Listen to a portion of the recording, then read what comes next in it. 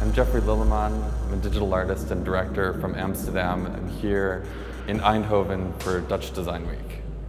Generally, the kind of work I produce is merging classical art ideas with technology and having the two talk back and forth to each other. But all of it is generally taking the romantic side of classical art ideas and merging it with, the advances of technology. And so how the technological side can have a bit of a soul and an energy put into it, and the classical art side can not be perceived as so repetitive and boring, but as a new medium and a new way of approaching those ideas. A recent example of merging this classical art idea with technology is a project we produced in Denmark called Mormor Ingrid, which is the idea of taking 40 pictures around an old lady who is standing in a space, and then using that to generate a 3D model. And we used a process called Photogrammetry, which auto-stitches these 40 photos to generate a 3D model. So it's kind of like a poor man's 3D scanner. And from there, we're able to use that data to print out a 3D model. And so then we have this sort of contemporary sculpture that's made from photography. And then from there, taking ideas of projection mapping, like everyone's seen that being done on architecture and buildings, and a way to bring life to static objects. The Bernard Willem project, it started out with a collaboration between Bernard and I about 2 years ago. We had the opportunity to do a men's underwear commercial, which is like, okay, well, what do you do with the men's underwear commercial? What if the model in that is completely naked, there's no underwear involved at all, and it's just somebody peeing out of control? And then the obvious thing would be like, oh, that alien who's peeing all over the place needs some underwear, therefore buy some underwear here.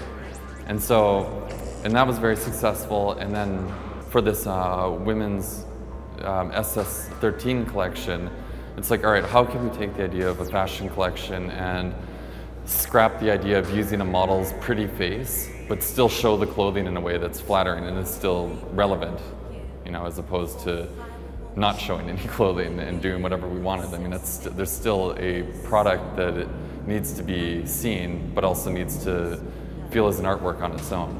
We hired models, worked with Petrovsky and Morena to basically give a sense of movement to the models using a photography trick called wobble photography, which is where you take 4 pictures with moving the camera slightly, and then when you bounce back and forth on it, you get a 3-dimensional depth.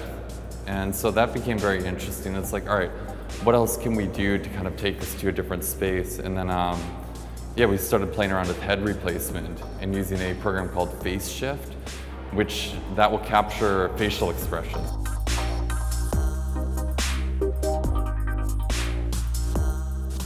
Another project directed and was involved with was an interactive music video called Wax Splatter.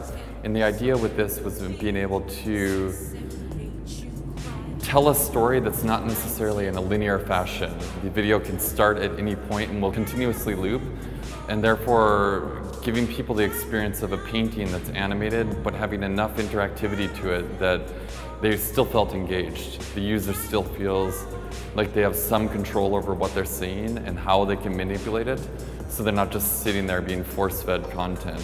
And just small amounts of interaction keep people engaged and paying attention to something. And so it's almost like a painting that you can pick up and rotate and maybe smear a little bit as you're watching it, which becomes, it just becomes a new interface to experience artwork on.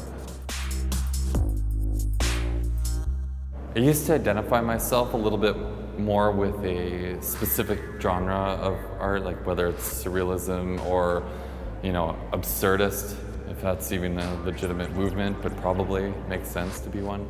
But then I feel like the inspiration kind of comes from doing things in a new way and being less locked down to a specific aesthetic.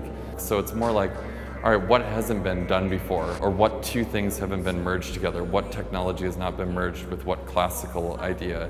And that kind of dictates the direction. I mean, certain reoccurring themes happen, like portraiture or character-based things in general, I think is very nice, because that also brings a little bit of that humanity. You know, so I'm not like exploring abstract art so much, even though I do very much appreciate it. I like to have some kind of persona that I can identify with to dance back and forth with. So, you know, collaboration can happen with a person sitting next to you being like, yeah, maybe that color would look better yellow, or it can happen with you dancing with the character that you're making on screen or on a paint canvas.